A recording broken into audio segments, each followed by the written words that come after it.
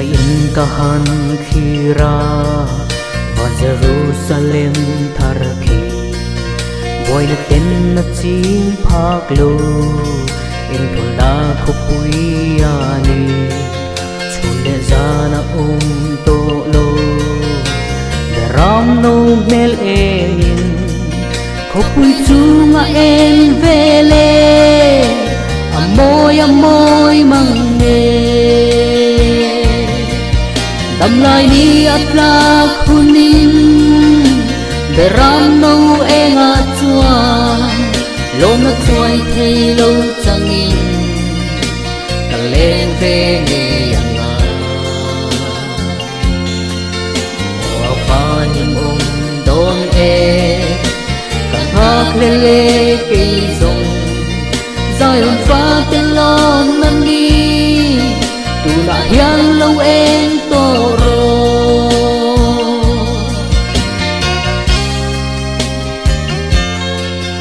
o tu na hian khem na ten ni tin min hi trina aparam tui len velin min bong vel trin ma sela Krista patsan na nong chen na him pui ai chuan ka thang zo ke ring om na wanga she om tuar po dam lai ni atla khunin beram no enga chuan lom na chuai thei lo changin ka len ve nge yanga wa va nim don e càng thác lê lê cây rồng Zion pha tên lom năm đi tu na hiang lâu em to ro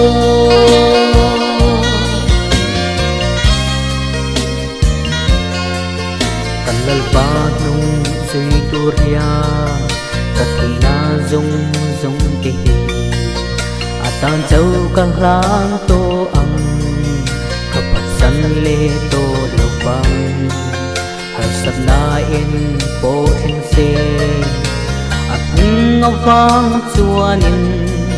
thi khen in rin om takin katuar zelang dam lai ni atla khunin beram no ela chuan lom na chuai thei lo changin ka len ve nge yanga wa fa nim don e ka hak le le ke zong Zion pha tên lom nam ni tu na hian lo em to ro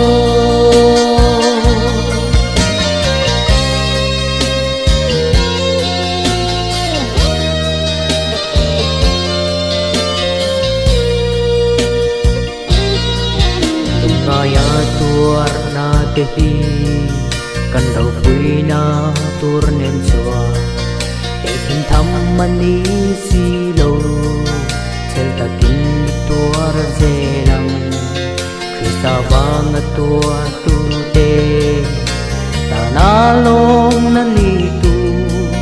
chung piang an cha tuan len ko alo en don ta e dam lai ni atla khunin beram no enga chuan lom na chuai thei lo changin ka len ve nge yanga wa fa nim don e ka hak le le ke zong Zion pha tên lom nam